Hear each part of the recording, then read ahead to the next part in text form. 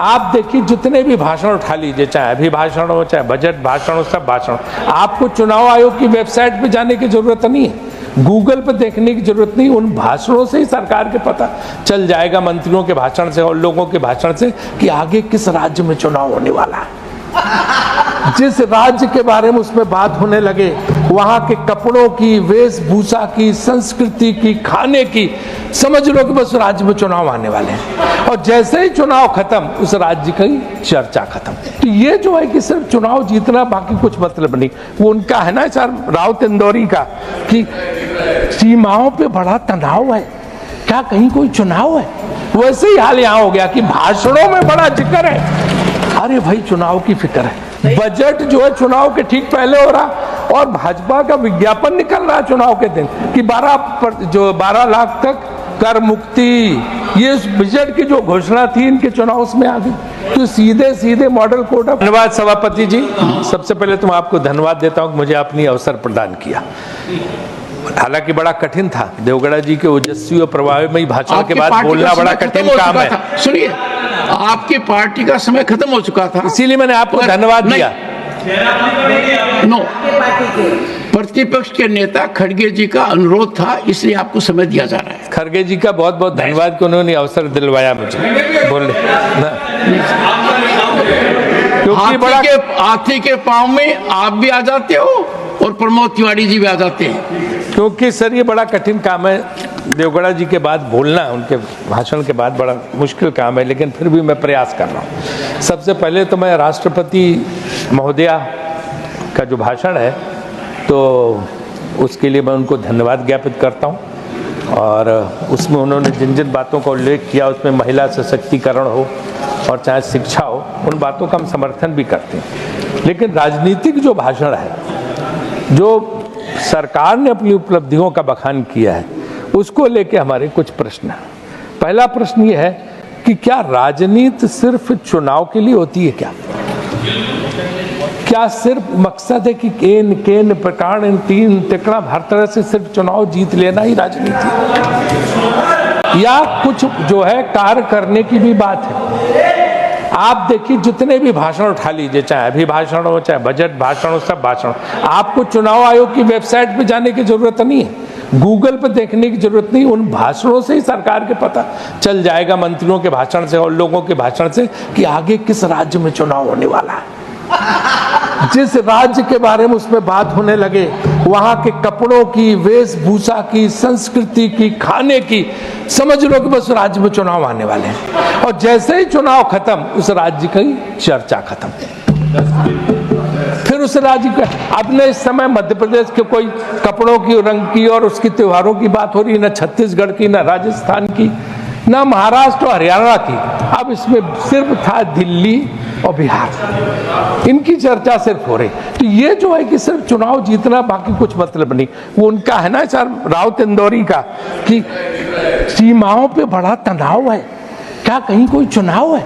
वैसे ही हाल यहाँ हो गया कि भाषणों में बड़ा जिक्र है, अरे भाई चुनाव की फिक्र है। तो ये जो है मेरे ख्याल से, ये मैं सब मानता हूँ कि इस चीज को हमें बहुत ज्यादा ये बढ़ावा नहीं देना चाहिए कि चुनाव ही हमारा मकसद है। और उसको अगर हम जो है त्याग देंगे तो शायद पूरे देश का कल्याण हो जाएगा, क्योंकि तमाम राज्यों से तमाम किस्म की मांगे हुई हैं।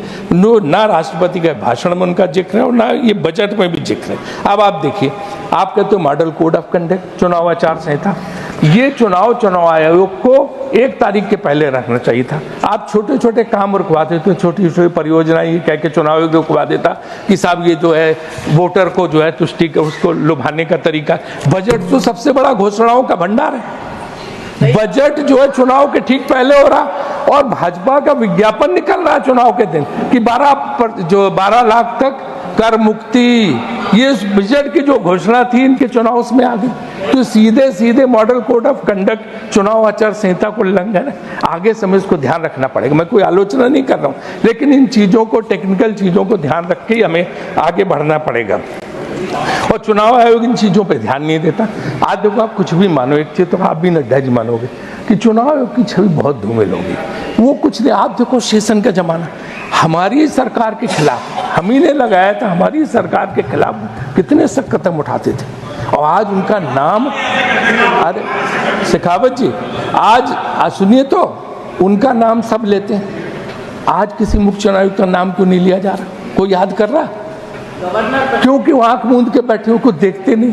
खुलेआम पैसे का पैकेट बट रहे हैं, कहीं कुछ बट रहा, कहीं कुछ हो रहा, कहीं शिकायतें की जाती हैं, राजनीतिक दल शिकायत करने जाते, सुनी नहीं जाती।